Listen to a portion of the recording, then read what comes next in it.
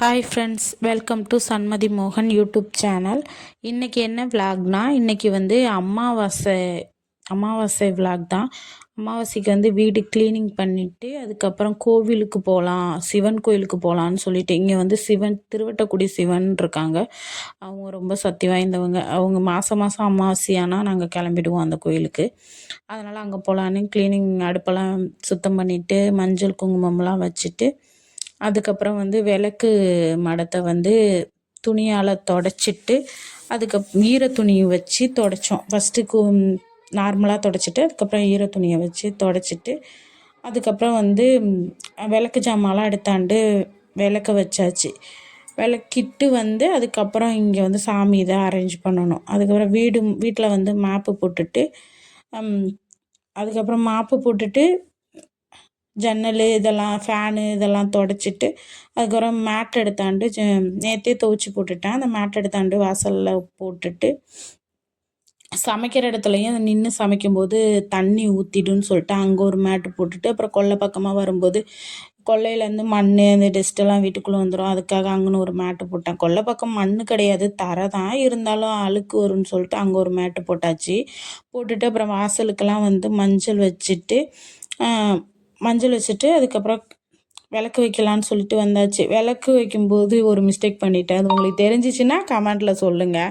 அப்புறமா தான் நானே பார்த்தேன், என்னடா அப்படின்னு சொல்லிட்டு.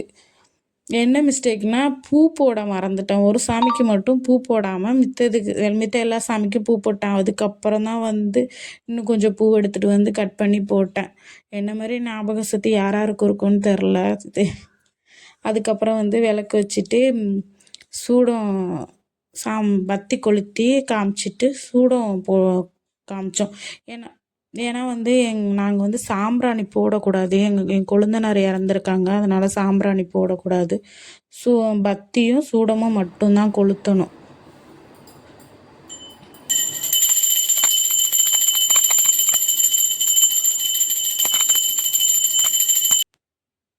அதுக்கப்புறம் விளக்கு வச்சு முடிச்சுட்டு அதை பார்க்கும்போதே மனசுக்கு அவ்வளோ சந்தோஷமாக இருந்துச்சு. இப்படி விளக்குக்கு முன்னாடி வந்து உக்காந்து சாமியை பார்த்து நம்ம கஷ்டத்தையெல்லாம் சொல்லும்போது நம்ம மனசுக்கு அவ்வளோ நிம்மதியாக இருக்கும். அதுக்கப்புறம் கோயிலுக்கு கிளம்பியாச்சு. ஆட்டோ வந்துடுச்சு, கோயிலுக்கு கிளம்பியாச்சு. இதுதான் கோவில், இது சிவன் கோவில். இங்கே காரைக்காலில் இருக்கிறவங்களுக்கு தெரியும், அது பெரிய கோயில். இங்கே இருக்க திருவட்டக்குடி கோயில்னு சொல்லுவாங்க. அதுக்கப்புறம் அர்ச்சனை ஜாமான் போய் வாங்கிக்கிட்டு கோயிலுக்குள்ளே போயாச்சு. இங்கே தான் வந்து குருவுக்கும் பைரவருக்கும் தான் நாங்கள் விளக்கு போடணும். அதனால் அது இந்த சிவன் கோயிலில் தான் இருக்கும். குருவுக்கு போய் விளக்கு போட்டுட்டு அதுக்கப்புறம் வந்து பைரவருக்கு இது வந்து 11 சுற்று சுற்றணும். அந்த குருவை 11 சுற்று சுற்றிட்டு அதுக்கப்புறம் வந்து பைரவருக்கு போய் விளக்கு போட்டோம். விளக்கு போட்டுட்டு சிவனையும் போய் உள்ளே பார்த்துட்டு, ஆனால் சிவனை வந்து நான் வீடியோ எடுக்கல, அங்கே ஐயர்லாம் இருந்தாங்க, ஏதாவது சொல்லுவாங்கன்னு கொஞ்சம் பயமாக இருந்தது. பைரவருக்கு விளக்கு போட்டுட்டு அதுக்கப்புறம் இது வந்து முருகர். அந்த சிவன் கோவிலில் எல்லா சாமியுமே இருக்கும், ஒரு சாமி கூட இல்லாமல் இருக்காது. முருகர்லேருந்து ஐயப்பன், அதுக்கப்புறம் துர்கை, மகாலட்சுமி எல்லா சாமியும் இருக்கும். அதில் பெரிய கோவில்னாலே காரைக்காலில் இந்த சாமி சொல்லுவாங்க, திருவட்டக்குடி சிவன் கோயில்னு சொல்லுவாங்க.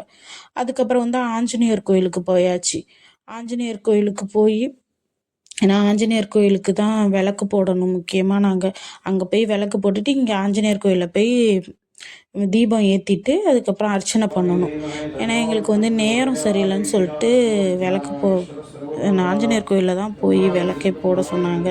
அதனால் 2 சாமிக்கும் போட்டுட்டு அதுக்கப்புறம் இது வந்து ஆஞ்சநேயர் கோயிலுக்கு பின்னாடி வந்து இளநீர் கட்டியிருந்தது. அது எதுக்குன்னே தெரியல. உங்களுக்கு தெரிஞ்சிச்சுன்னா கமெண்ட்ஸில் சொல்லுங்கள். அதுக்கப்புறம் ஆட்டோ வந்துடுச்சு. ஆட்டோவில் வந்து ஏறிட்டு காலையிலே சாப்பிடல, சரி போய் இட்லி சாப்பிட்டுட்டு போயிடலான்னு சொல்லிட்டு ஆட்டோக்காரன்ட்ட சொல்லவும் அவங்க அந்த பக்கம் போனாங்க. போகிற வழியில் வெறும் மாஞ்செடியாக தான் இருந்தது, நிறைய மாங்காய் இருந்தது. அது பார்க்கவே ஆசையாக இருந்தது, அதுதான் ஒரு வீடியோவாக எடுத்தேன். அதுக்கப்புறம் போய் அங்கே சாப்பிட்டுட்டு வீட்டுக்கு கிளம்பியாச்சு. வீட்டில் வந்து சாம்பார் சமைக்கலான்னு பார்த்தா சாம்பார் யாருக்குமே இறங்காது, மீன் குழம்பு தான் வைக்கணும். ஏன்னா நாங்கள் வந்து ஆடி அமாவாசையும் தை அமாவாசை மட்டும்தான் விரதமாக இருப்போம். மற்றபடி எல்லா அமாவாசைக்கும் கவுச்சி எடுத்துக்குப்போம். சரி, இந்த வீடியோ உங்களுக்கு பிடிச்சிருந்துச்சுன்னா சப்ஸ்கிரைப் பண்ணுங்கள் ஃப்ரெண்ட்ஸ், லைக் பண்ணுங்கள், கமெண்ட் பண்ணுங்கள். ஏன்னா நீங்கள் சப்ஸ்கிரைப் பண்ணால் தான் நம்ம வந்து அந்த இலக்கை அடைக்க முடியும். சப்ஸ்கிரைப் பண்ணிவிட்டு வீடியோ பாருங்கள் ஃப்ரெண்ட்ஸ். அதுக்கப்புறம் மீன் வறுத்துட்டு மீனை பிரட்டி வச்சுட்டு தோசைக்கல்லில் போட்டு எடுத்தாச்சு. ஏன்னா இன்றைக்கி வந்து மீன் குழம்பு, மீன் வறுவல், கனவா கிரேவி, சாதம், இதுதான் இன்றைக்கி ரெசிபி. அதுக்கப்புறம் சமைச்சி வச்சுட்டு பசங்களுக்கு வந்து மீனுனா ரொம்ப பிடிக்கும். அவங்க அப்பா இன்றைக்கி தான் போட்டுக்கு போயிட்டு வந்தாங்க. அதனால வந்து இன்றைக்கி மீன் ஐட்டம் தான் இன்றைக்கி. சாம்பார்லாம் யாருக்கும் வச்சா இறங்கவே இந்த மீன் வந்து பெரிய மீன், வெங்க மீனுன்னு சொல்லுவாங்க. இந்த மீன் பெருசாக இருக்கும். ஆனால் அந்த மீன் ஃபுல்லாக முள்ளாவே தான் இருக்கும். அதுக்கப்புறம் சோறு, அதான் கனவா கிரேவி, அப்புறம் வந்து குழம்பு, அதுக்கப்புறம் மீன் வறுவல்.